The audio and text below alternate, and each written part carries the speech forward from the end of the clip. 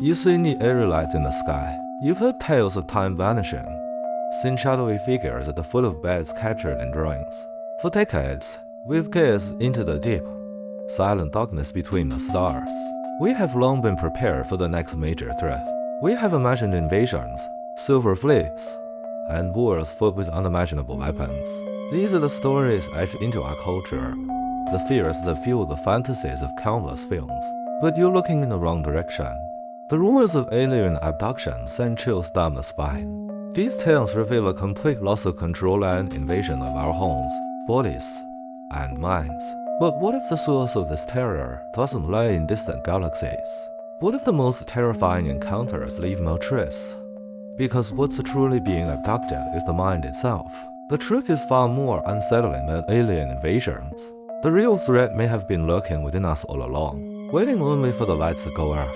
To understand all this, we must begin with that well-known narrative. This story has been read countless times, as if it has become part of our collective memory. It usually starts on a lonely road far from city lights. A car cuts through the darkness. Suddenly, the radio crackles, the engine stalls. The car glides silently to a stop. Outside the window, the world falls in place. In an instant, a beam of light, silent yet dazzling, poured into the carriage, stripping the world of all color. A cold, heavy dread spread through your chest, accompanied by a low hum that tremor seemed to shake you from within. Time itself seemed to warp. The people inside the car froze in place, unable to move or cry out. Through the windshield, a figure materialized. It was emaciated, its head bulging like a light bulb, skin ashen and lifeless, limbs stretched thin as withered branches. But what was most unforgettable were those eyes. They were enormous, pitch black, and bottomless as still as black oil. There was no malice within them, only cold, detached curiosity. In the blink of an eye, you awoke. Hours had passed. Deep within, an unshakable premonition surged. Something terrible had happened, yet your memories lay in shards, like broken glass. You might have glimpsed fragments of a sterile hospital room, cold metal, and those dark, lifeless eyes. Perhaps you see an eerie, fleshless hollow somewhere, or perhaps nothing at all. This is the classic template for alien abduction narratives, a strikingly consistent version reported repeatedly for over half a century. Since Betty and Barney Hill recounted their harrowing experience under hypnosis in the 1960s, this story has become the standard blueprint for such incidents.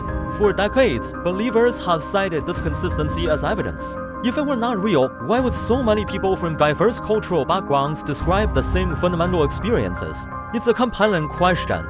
But perhaps the question itself is flawed. This consistency may not point to extraterrestrial visitors. It points to a shared architecture of the human mind. The official narrative begins to show cracks here.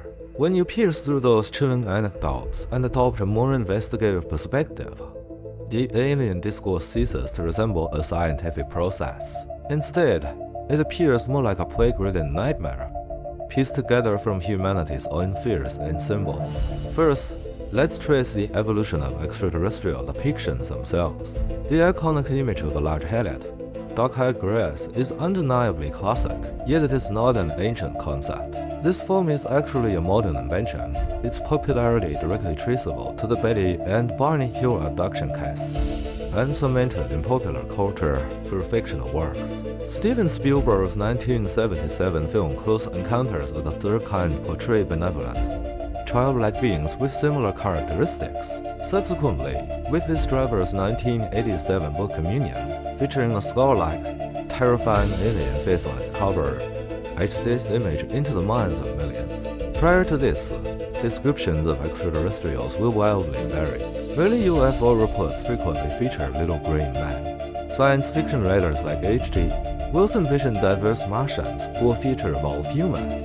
It wasn't until the Hill incident gained widespread attention and Hollywood adopted the Grace template that abduction reports began featuring a specific alien archetype, I must say. This isn't evidence of a species visiting Earth, but rather the imprint of a cultural script being written and disseminated. Aliens weren't discovered, they were created. So if aliens are merely cultural constructs, how then do we explain the experience itself?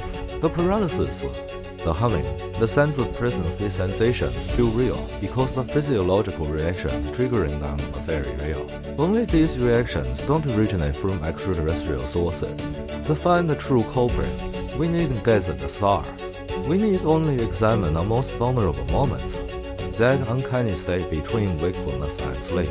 Many accounts of alien abductions bear striking similarities to a well-documented neurological phenomenon, sleep paralysis.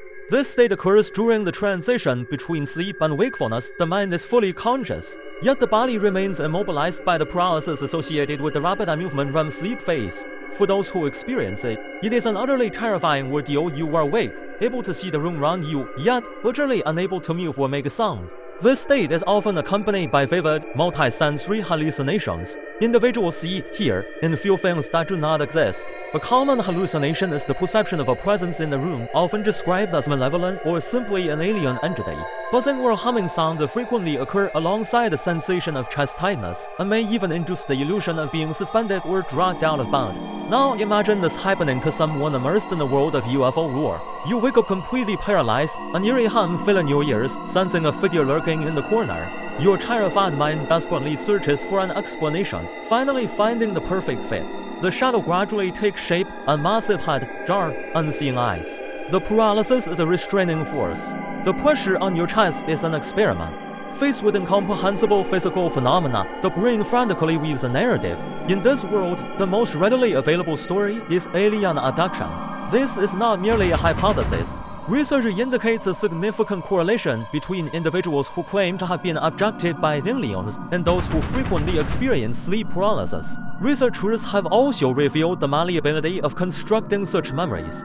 The same hypnosis techniques used to awaken abduction experiences can equally implant meticulously fabricated false memories. When individuals with memory gaps are prompted by suggestive questions, they may construct coherent narratives they come to believe themselves. More notably, Harvard psychologist Susan Clancy discovered that self-reported abductees exhibit physiological stress responses, such as accelerated heart rate and profuse sweating identical to those of genuine trauma survivors. Though the memories are fabricated, the fear is very real. Exploring the intersection of mystery and science is often a thrilling journey. If you enjoy such in-depth explorations, consider subscribing to this channel.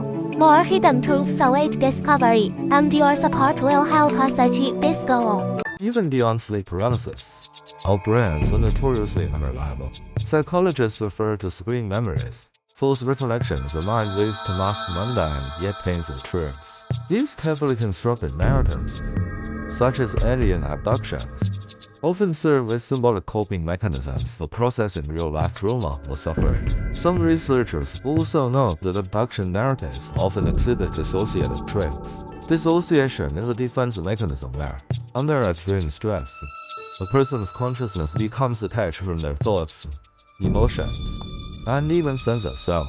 Individuals prone to dissociation are more likely to construct these alternative realities. These are not less, but deep-seated beliefs rooted in a complex interplay of neurology and psychology. In fact, creating these experiences is surprisingly easy. A Russian study instructed lucid dreamers, people aware they are dreaming, to try summoning aliens. Shockingly, 75% of them successfully induced dreams featuring alien encounter. Many describe these dreams as intensely realistic, sometimes accompanied by fear and paralysis, making it difficult to distinguish illusion from reality. The study suggests that since such experiences can be artificially created, they may also occur spontaneously and be mistaken for real events. This leads to a sobering conclusion. Despite public fascination with declassified UAP files from agencies like the Pentagon's All-Domain Anomaly Resolution Office (ARO), no evidence of extraterrestrial existence has ever been found. Will these reports confirm military observation of phenomena that could not be immediately identified? Historical reviews dating back to 1945 reveal no substantiated evidence of extraterrestrial technology or life forms. Most cases were ultimately identified as ordinary objects like balloons or drones. The only evidence regarding abductions exists solely within human memory archives, subjective, variable, and often unreliable. For a century, we have gazed at the night sky, projecting both fear and hope onto the velvet canopy above. The notion of extraterrestrial visitors is both chilling and strangely comforting. It suggests humanity is not alone, offering a grand external explanation for the fears that stir within. Alien abduction tales are potent modern myths, the campfire stories of the space age. But the evidence points not to the heavens, but to humanity itself. The hidden threat is not an alien species, cut the mind's astonishing capacity for self-perception. It is this neural mismatch that compels the brain to construct elaborate narratives to explain biological phenomena that evoke supernatural dread. The alien in the bedroom is merely a phantom symbol conjured by fragile minds from cultural scripts. The truth is not that gray-skinned beings traverse galaxies to conduct experiments on humans. The truth is that under specific conditions in the hazy borderline between sleep and wakefulness, under the power of suggestion, or when subjected to immense psychological stress, our minds can conjure aliens out of thin air. The human mind possesses the capacity to paralyze its own body, conjure visions of monsters, and construct memories of invasion more vivid than reality itself. And this, perhaps, is more chilling than any invasion. You can fight external enemies. Then how do you confront the threat that comes from within? How do you defend yourself when the monster in the dark is merely a distorted reflection of yourself in the mirror? The most terrifying possibility isn't that other life exists in the universe, but that each of us, in some sense, is trapped alone within the depths of our own consciousness and loneliness that is terrifying in itself. If you have stories or theories to share, feel free to leave a comment below. As always, thank you for watching.